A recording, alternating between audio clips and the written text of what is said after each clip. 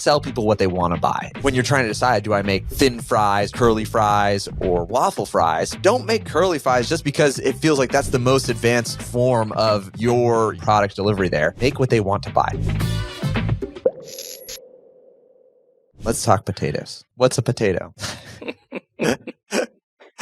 Oh my gosh. Okay. Here is a concept I learned a couple of years ago, and it just unlocked creativity when it came to positioning for me.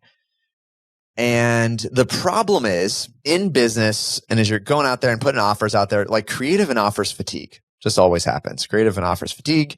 This is the challenge with any like marketing at scale, because you're like, it's a great offer, or it's a great creative, or it's a great video or image. And it loses its newness, obviously, when it stops being new. And so there it loses its effectiveness, or its effectiveness kind of wanes. And the same thing can feel like that for offers, where you're like, you've got like a tried and true thing, whatever it is. You're like, I sell coffee, cup of coffee. And you're like, the offer just fatigues. I could draw this back to like Starbucks. Think of what they do. Like they take the same, they mix in seasonality and like have to refresh the same boring thing. They put different colored cups, whatever it is. But so the idea was like, look at a potato and imagine your willingness to pay for a raw potato, a baked potato, French fries, curly fries, waffle fries, tater tots, right? All of these essentially a refresh on the exact same ingredients. But as we think about our, potato consumption or our potato buying behavior, you're like, I would pay more for waffle fries than I would for curly fries. Or I would pay more for maybe sweet potato fries than regular fries, or whatever it is. That's a slightly different ingredient. But like, man, if it was sweet potato waffle fries, next level, right? But you're like, do you actually think sweet potatoes cost more than regular potatoes? Maybe they do, but should they? Does it cost more to grow a sweet potato than it does a regular potato? I'm pretty sure it's about the same. Like it's the same ingredients of water and sunshine. I don't think they're like less prolific of like a plant. And so, and then you go on the preparation side, you're like, actually, it turns out it's less work to make waffle fries than it is to make curly fries. But for whatever reason, those waffle fries, like way higher value. And so, if you acknowledge that, you're like, man, that's acceptable. I pay more for different preparations of effectively the same thing. You find it in different areas. You're like, how much do you pay for an ebook? How much do you pay for a printed book? How much do you pay for an audiobook? I pay more for the audiobook than I do for the printed book a lot of times. Yeah. Or even the, a hardback versus a paperback, right? Like very similar. Hardback versus paperback. And so we've been conditioned a lot of times to assume like price and value is correlated with cost of goods. Like, the hardback costs more to make or to print than the paperback. Therefore, the higher price is justified. But you're like, realistically, you're like, cost of printing between a hardback and a paperback is like, you're like, it's a 20% increase in costs and it's like a 50% increase in price. Sometimes over 100% increase. You're like, here's the paperback, it's $10. You're like, oh, then here's the hardback, it's $25. Like there's a little bit of correlation there, but it's not the only determining factor. And then you go to audiobook and you realize like, wait a second, it costs you nothing to deliver this audiobook. There's less cost of goods in here and I'm paying more. So that sweet spot, that intersection where you're like that discovery, you're like, waffle fries actually cost less to make than curly fries and people want to pay more for them. That kind of creativity, that kind of approach to the offers that you have or the products that you have is where you win as a marketer. Is you start to reimagine, you just, mix and experiment and play around with the same ingredients that you have until you find this combination where sometimes it's like, it actually costs you less and you make more and it's more attractive and more desirable. And so we've seen this, a practical example for folks is, I'll say this is like, sell people what they want to buy. This is a common just piece of advice I give folks. Sell people what they want to buy or they're used to buying. And when you're trying to decide, do I make, thin fries or curly fries or waffle fries? If you have an audience, you're like, you basically, they come and they're like, I have all these potatoes. And they're like, my plan was I was going to make French fries and that's the thing. And I asked them like, what do your folks usually buy? And they're like, well, let's say, keep our example, or I was going to make curly fries. So I think that's the most advanced fry I could imagine is this, how do you get it to curl or whatever it is. And then you ask, well, what do people like buying? What do they currently buy? I'm like, well, they buy, it might even be, well, they mostly like chips. Actually, they buy a ton of potato chips. And you're like, then make chips. Don't make curly fries just because it feels like that's the most advanced form of your, product delivery there. Make what they want to buy. So let's get practical with it. A lot of folks that I talk to are interested in selling software in the software space. Why? Because it's incredibly scalable in terms of delivery, has a high recurring output in terms of fulfillment. And it also has been proven out to be, it's a desirable business to own. To become an owner is very difficult to actually get something that's worth owning. But once you own it, if you own a software of the kind of businesses you can own, it's a great one. It's very desirable because it's very high leverage. The difference between the infrastructure of 1,000 users and 2,000 users, minimal. There's a minimal difference there. And so you can literally double your business with a 10% impact on, on costs of goods to fulfill. So because of that, it's very desirable. People want it. And so they'll come, they're like, and so they're like, they see the need. It's like, oh my gosh, my audience would benefit so much from this software. But then we might ask, like, well, what are they used to buying? What do they want to buy? And if they're like, well, in the world of software, they're expected, like they would feel it's expensive. Like they could never imagine spending $100 per month on a software. And you're like, okay. But they usually spend thousands of dollars a year on education. And you're like, okay, well, so I know what we need to do here.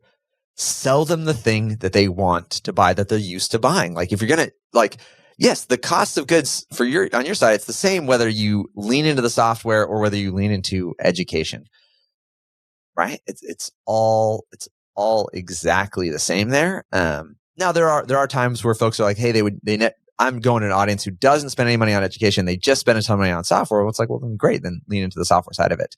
But the more complicated or the bigger stumbling blocks that I see are when the best path is not the obvious one. If you've got a bag full of potatoes and your folks want baked potatoes, you're probably not even listening to this podcast. Like it was easy. You were like, I rolled it out. They all wanted it. It was the simplest thing. It was the perfect match there. But it's when folks are like, I've got these whole potatoes, so I should bake them and then sell them potatoes. And sometimes they market it like potatoes. And you're like, you got to remember to say how it was prepared. Like these are baked potatoes. It's not just potatoes. But when it takes a little bit extra preparation there, where you're like, how do I go this way? So another example in the software, and this is, so two common counterintuitive marketing positioning flows that I see people running is education first and then assets first. So unbox the software or complement the software with basically the how-to manual on how to use the software, because that contextualizes why it's valuable. Right? Especially like in an emerging space. And so you find this in other markets pretty commonly. Like let's say if I invented a new form of gym equipment, it's very common. If you want to like, how do I sell more of my gym equipment? I sell education on essentially my gym equipment. Like that's it. Like if I could certify, this is actually a good example in the Pilates world. This was a very equipment heavy style of, actually maybe not just Pilates, we'll go reformer. So reformers Pilates is like it's equipment driven fitness. They had to educate all of these fitness instructors on the benefits of the equipment to then create the desire where they would want to buy the equipment. That was how they did it. And they would sell this is still to this day. They sell certifications, education, and stuff like this. Now there's whole franchises that are behind the model there. But initially they're how do they sell equipment?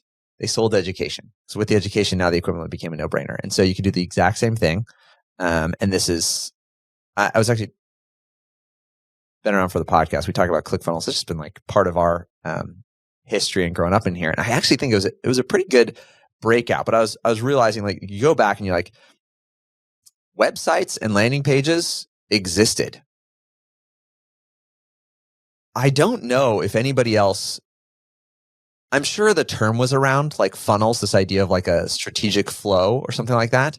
But from a software perspective, I don't know if anybody else productized that idea and basically made it proprietary. You're like, and this is, Russell talks about this a lot. And I know he's inherited this from other greats like Dan Kennedy and stuff like this, but the idea of a new opportunity is, for them, they realize if we just told you, a better landing page builder, people would be like, well, I already have landing pages. I don't need this thing. Yeah. Or like they said, like a better converting website. Like, I already have a website. I don't need this. But they said funnel. So people would be like, I don't have a funnel. But ironically, like they might have actually had websites and landing pages, which for all intents and purposes, it's a potato. Yep. It's like they're saying like, it's like they're like, they've got a basket full of French fries and he's like, waffle fries. And they're like, I don't have any waffle fries. You're like, well, if it's the same nutritional content as what you have in front of you. Like there's effectively no material difference, but that new opportunity position, that refreshing the same ingredient created a whole industry, crazy marketplace and all that sort of stuff. But because they took that as like a new opportunity, new positioning, he still recounts like their most effective sales process was education first.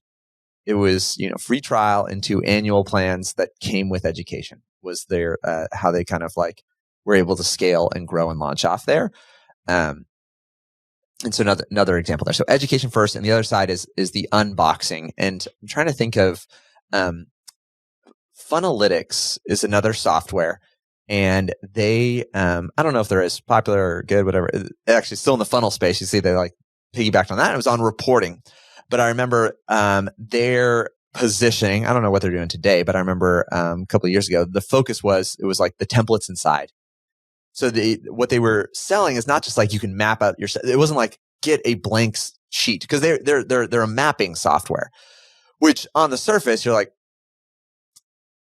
it's essentially like selling someone a digital blank piece of paper. You're like, where's the value in this blank piece of paper? So instead, I remember they funnel hacked a bunch of stuff, and they're like, hey, we've got 50 different like breakdowns of other funnels in our software. So now you didn't think of it as like, I'm buying a tool that's essentially a blank piece of paper. You thought it was like, I'm buying the assets inside of the tool. You're buying a library now. Yeah, you're buying a library. Exactly. So it was the assets that drove the sale for the software.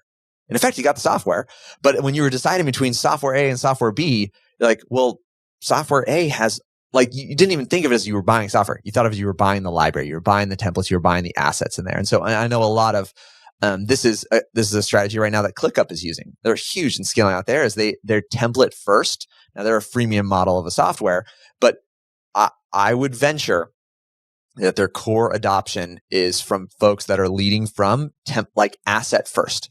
So, and I think if you search right now, if you'd like, I actually don't know if this is true, someone could Google it, but if I search like podcast project management flow or something like that, I wouldn't be surprised if ClickUp's like, here's our podcast production template board. And it's like their Kanban of like, here are the things you need to do to produce a podcast. And they've just been coming out with all of these templates. Canva does a great job of that too, right? It's like you search, you find their template, and a ton of their templates are paywalled behind their Canva Plus or Premium, whatever it's called. Exactly. They're selling, because when you're in that place, if you've got an editor or something with a lot of flexibility, it feels more tangible. It's easier to hold on to justify the expense of, to anchor the value to something that feels like I'm buying an asset, when still you're like, it's still software. And so yeah, Canva does the same thing where they're template driven, and ClickUp, that's what I was trying to find there, ClickUp templates, to see what are their examples. Yeah, they've got thousands of template libraries right now for ClickUp. And so this is what I was kind of getting at. So they've got like apparel design management. And right now, if I was searching for like apparel design management, process or flow, there'd probably some organic traffic there going to like, oh wow, ClickUp's got this apparel design management. They've got a whole page, and they say like, get the free solution, because they're also a freemium solution there. And so they're focused on templates to drive the adoption of the software. So just to recap, if you're feeling stalled out in terms of how to refresh the marketing of whatever it is you do, consider the potato. And if you are in the software space, the two probably biggest refresh on the potato that I've seen are education first and assets first, in terms of your positioning and what they're buying. And it also answers the question of like, why am I buying it?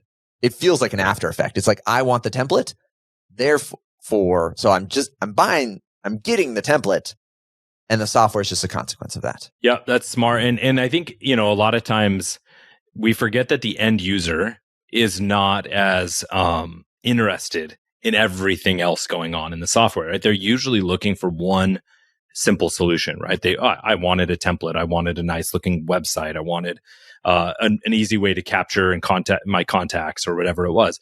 And then we get into that, the curse of experience where but it also does. And it's like just adding confusion. It's like, you don't, just because you have the potato that can be all the other things, just sell them the one they want. You can show them the other options later, right? Yeah, exactly. And I think for folks that if you're in our space, you're in the private label software space, ClickUp is actually probably a good model here, because that's a robust software that does a million things, and you see their acquisition strategy is not try to do all the things to all people. It's actually gone hyper focused on the 1,000 different use cases. So the person comes in and it's saying like, this is for apparel design management. And they're not focusing on, like, I know ClickUp has like a screen recording tool now that we just look like, they have a Loom alternative, right? That's like built in there. They have all these things, but they realize if someone needs apparel design management, or like they're just making clothing, if they hit them with like, also there's a screen recording tool, they would feel like, wait a second, this isn't for me. Why do I need to do screen? Like, I work on real clothes. Like, it's like I'm in apparel. And so that that focus to the use case is actually what drives easier adoption. I love it. If you are a marketer, a business owner, and you have friends, first of all, good job. Second of all, share this with them so they can learn more about marketing.